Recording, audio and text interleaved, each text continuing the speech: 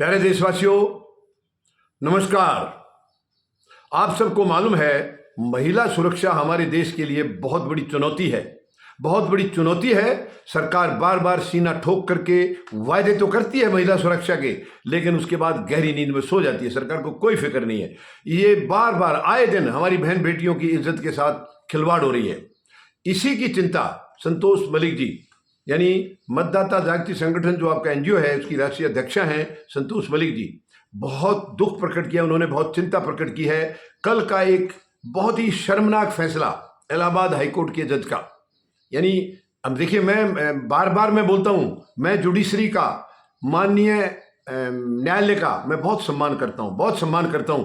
तो क्या माननीय न्यायालय को ध्यान नहीं रखना चाहिए अपनी मर्यादा का? क्या फैसला दे रहे हैं, क्या उनको जरा सा भी ये चिंता नहीं होनी चाहिए कि ये फैसला जाकर के क्या असर डालेगा समाज पर या हमारी बहन बेटियों पर? ये न्यायालय का धर्म बनता है, फर्ज बनता है। न्यायालय, ठीक है, न्यायालय के लिए बहुत सम्मान है हमारे दिल में, क्योंकि हम ये समझते हैं, पूरे देशवासी ये समझते हैं कि सरकार अगर तानाशाह हो जाती है या गलत फैसले करती है, गलत नीतियां लाती है, तो न्यायालय है हमारे लिए। न्यायालय हमारी मदद में खड़ा है। हम तुरंत न्यायालय जाएंगे और उसको कैंसिल करा देंगे, रद्द करा देंगे। ये जनता के लिए एक उम्मीद की किरण होती है न्यायालय। आखिरी जो न्याय जो मिलता है वो वहीं से मिलता है। सरकार से न्याय की उम्मीद नहीं है आजकल। सरकार पूरी तरह तानाशाह है।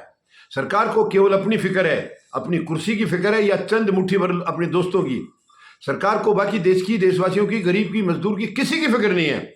लेकिन एक बहुत ही गलत फैसला कल इलाहाबाद हाईकोर्ट के जज ने दिया है। राम मनोहर नारायण मिश्रा, इन्होंने, यानी अब ये देखिए, मैं बोल भी नहीं पाऊंगा अच्छे ढंग से, किसी साफ ढंग से मैं बोल भी नहीं पाऊंगा, इतने गलत उन्होंने बयान दिया है, उतना जो उसमें स्टेटमेंट दी है, बहुत गलत जजमेंट दिया है।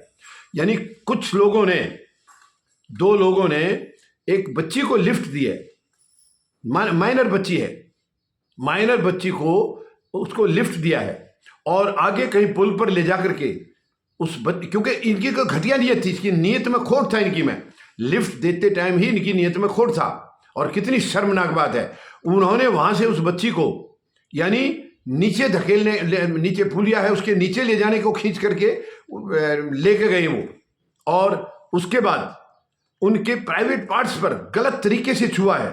कितनी शर्मनाक बात है, कितनी शर्म, मुझे बोलने में भी शर्म आ रही है। और उसके बाद यानी उनकी नीयत गंदी थी, तभी तो ये काम किया उन्होंने, तभी तो वहां तक पहुंचे हैं। लेकिन शुक्र है, क्योंकि रास्ता था वो आम रास्ता था, आने जाने वाले लोग, इन्होंने, बच्ची थोड़ी बहुत चिल्लाई है, उन्होंने देखा है और वो भय के मारे छोड़ करके भाग गए हैं। शुक्र है, परमात्मा का लाख लाख शुक्र है, उस बेटी की अस्मिता बच गई है, उस बेटी के साथ दुष्कर्म नहीं हो पाया है। लेकिन अदालत का शर्मनाक फैसला, उस जज महोदय ने, न्यायाधीश महोदय ने यह कहा है कि ये बलात्कार की श्रेणी में नहीं आता, बलात्कार की कोशिश में नहीं आता। ये माय गॉड, हद है। मैं जज साहब से पूछना चाहूंगा, देखिए मैं दुख में पूछ रहा हूं, वरना मैं न्यायालय पर कभी सवाल नहीं करता। जज साहब, न्यायाधीश महोदय, क्या आपकी बहन बेटी होती इस तरीके से, तब भी आप यही फैसला देते? अगर आपकी बेटी के साथ किसी ने ऐसा किया होता तो ये बहुत दुर्भाग्यपूर्ण बात है। ये, मैं ऐसा नहीं है, ऐसा किसी के साथ नहीं होना चाहिए। मैं एक मिसाल के तौर पर कह रहा हूं कि भगवान न करे उस लड़की की जगह आपकी बेटी होती, तो क्या यही फैसला देते आप उनको इनाम देते, तोहफा देते कि बहुत अच्छे लड़के, कोई इन्होंने गलत काम नहीं किया है? ये बहुत ही गलत फैसला, बहुत ही गलत फैसला है। मैं माननीय सर्वोच्च न्यायालय से भी निवेदन करता हूं कि इस किस्म के फैसले का तुरंत प्लीज संज्ञान लें। मुख्य न्यायाधीश महोदय से मेरी अपील है, मेरा निवेदन है कि ऐसे फैसलों का तुरंत संज्ञान लें और ऐसे जज को, यानी कि अब मैं और क्या कह सकता हूं उनको, लेकिन इस किस्म के फैसले अगर देंगे तो वो न्यायाधीश महोदय आगे क्या क्या कारनामे करेंगे? क्या ऐसे इंसान या ऐसी मानसिकता के जज क्या उसके काबिल हैं, उस कुर्सी के काबिल हैं? ये बहुत दुख के साथ मैं ये बयान दे रहा हूं। मैं बार बार कह रहा हूं कि मैं न्यायालय का पूरा सम्मान करता हूं, लेकिन क्या उस कुर्सी पर बैठने वाले, न्याय करने वाले, यानी न्याय के मंदिर में जो न्याय करने वाले बैठे हैं, क्या उनको इस बात की फिक्र नहीं होनी चाहिए कि उनके न्याय से समाज पर क्या असर जाएगा, समाज क्या कहेगा? अब इस फैसले के बाद थू थू हो रही है उनकी, तो क्या ये अदालतों के ऊपर सवालिया निशान नहीं है? इवन ये तो मानिए सर्वोच्च न्यायालय के ऊपर भी सवालिया निशान लोग लगा रहे हैं, क्योंकि आखिर ओवरऑल तो मानिए सर्वोच्च न्यायालय बैठे हैं, उनकी ऐसे फैसले की, मतलब इतनी हिम्मत जजों की क्यों हो जाती है? इतना ठीक है, बाकी कोई फैसला किसी की लड़ाई झगड़े का है, किसी की प्रॉपर्टी का है, संपत्ति को कोई ऐसा, तो चलो उसमें किसी कारण से अगर गलत फैसला चला गया किसी गलत प्रमाणों की वजह से कुछ है, और लेकिन आप एक बेटी के लिए, एक महिला सुरक्षा के साथ इस किस्म की, मतलब अब उन लड़कों को क्यों हिम्मत नहीं आएगी? वो दोबारा वो ऐसा काम क्यों नहीं करेंगे? फिर से कोशिश क्यों नहीं करेंगे? क्योंकि उनको तो किसी ने पूछा ही नहीं है, उनको निर्दोष बता दिया गया है कि उनकी इच्छा नहीं थी। आप ये बताइए, अगर वो रास्ता चलने वाले जो लोग थे जिनकी वजह से वो भाग गए डर के मारे, अगर वो वहां नहीं आए होते तो क्या वो बच्ची बच पाती? इन निकम्मे और घटिया लोगों की मानसिकता जो थी, क्या इनके अत्याचार से वो बेटी बच पाती? ये तो शुक्र है परमात्मा का कि सही समय पर वहां से कुछ लोग या उधर से आने वाले आ गए, रास्ता चलने वाले, वरना उस बेटी के साथ क्या होता? तो इसमें भी जज महोदय को, न्यायाधीश महोदय को कुछ भी नजर नहीं आ रहा कि अगर ये वहां नहीं आए होते तो क्या हो गया होता, और वो उसको खींच के नीचे क्यों लेके गए थे? क्या उसमें उनकी मनसा में कोई नहीं कुछ गलत नजर नहीं आ रहा है? ये बहुत ही शर्मनाक है, दुखद है ये। मतलब ऐसे फैसले हमारे न्यायालय तो न्याय का मंदिर होता है, न्याय का मंदिर है। जब आदमी हर जगह से हार जाता है, सब जगह से उम्मीदें टूट जाती हैं, तो आखिरी उम्मीद न्यायालय पर होती है। और न्यायालय से अगर ऐसा फैसला दिया जाएगा, यानी देखिए, पहले कुछ एक न्यायाधीशों के और भी उदाहरण आए हैं, यानी सरकार के पक्ष में कुछ बातें बोलना, गलत सलत बयान दे देना, वो एक अलग चीज है सार्वजनिक तौर पर, हालांकि नहीं होना चाहिए वो, लेकिन ये तो बहुत ही खतरनाक मामला है। आपने एक नाबालिग बेटी के लिए ये वर्ड, मतलब उस बेटी के ऊपर क्या गुजरी होगी, या उसके घर वालों पर, परिवार पर क्या गुजरी होगी, और आम समाज के ऊपर क्या गुजरी होगी? क्या आप उनकी भावनाओं की मतलब पता करने की कोशिश करेंगे? न्यायाधीश महोदय, मेरा बहुत गंभीर सवाल है। बहुत शर्म आ रही है मुझे ये देखते हुए कि हमारे न्यायाधीश इस किस्म की मानसिकता के भी हैं कि उनको ये ध्यान ही नहीं है कि समाज में इसका क्या असर पड़ेगा। तो हम किस तरफ जा रहे हैं, कहाँ ले जा रहे हैं हम अपने समाज को? और वो बहन बेटियां फिर किसकी उम्मीद पर रहेंगी? और माँ बाप अपने बेटियों को घर से बाहर भेजते हैं पढ़ने के लिए या नौकरी करने के लिए, वो किसके भरोसे भेजेंगे?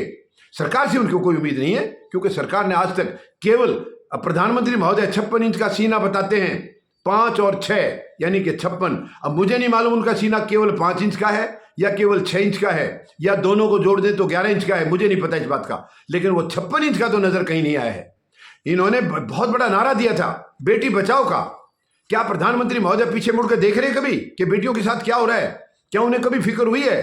क्या अपने उस नारे को जो हरियाणा से शुरू किया था इन्होंने पहली बार जब आए थे, हरियाणा के कुरुक्षेत्र में यह बयान दिया था, बेटी बचाओ बेटी पढ़ाओ। पढ़ाओ की बात तो आप छोड़ दीजिए, बेटी बचेगी तभी तो पढ़ेगी, वो बचेगी नहीं तो पढ़ेगी कहां से?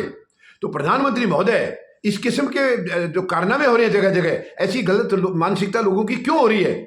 क्योंकि उनको मालूम है कि सरकार गैर जिम्मेदार है, सरकार को कोई चिंता नहीं है, वरना जो सरकार बैठी है तो देश के अंदर ऐसी गंदी हरकत हो ही नहीं सकती है। न्यायालय तक तो मामला जाना ही नहीं चाहिए, ये मानसिकता ही बदल जानी चाहिए। ये सबसे बड़ी जिम्मेवारी सरकार की है। लेकिन दुख इस बात का है कि सरकार गैर जिम्मेदार है, केवल तानाशाही कर रही है अपने दोस्तों के हितों के लिए। आम जनता से, आम जनता के दुखों से, सुखों से इनका कोई लेना देना नहीं है।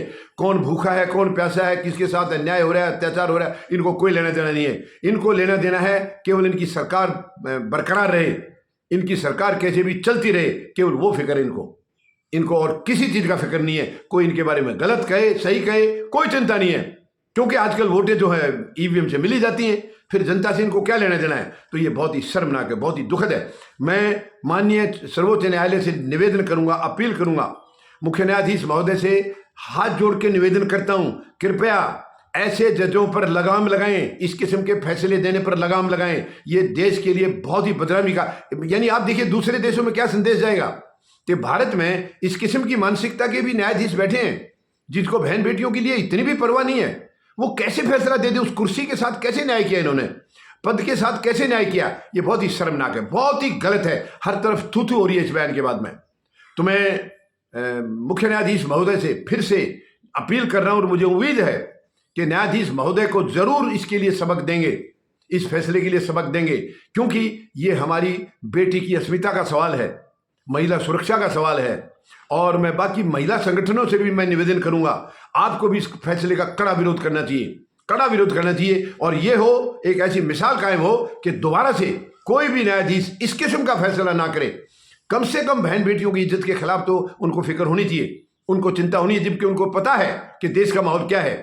देश में सुरक्षा नाम की कोई चीज है नहीं, कोई सुरक्षा नाम की कम से कम बहन बेटियों के लिए तो नहीं है बिल्कुल भी। तो मैं उम्मीद लगाता हूं, माननीय सर्वोच्च न्यायालय से अपील करता हूं, मेरी बातों को गलत ना लें, क्योंकि मुझे ये न्यायाधीश के खिलाफ इसलिए बोलना पड़ा है कि ये शर्मनाक फैसला है, शर्मनाक जजमेंट है। उम्मीद है मुझे कि जरूर इसका संज्ञान लेगी माननीय सर्वोच्च न्यायालय और इसका ऐसा इंतजाम करेंगे कि दोबारा कभी भी इस किस्म का बयान या इस किस्म का कोई जजमेंट ना आए। धन्यवाद। जय जवान, जय किसान, जय हिंद।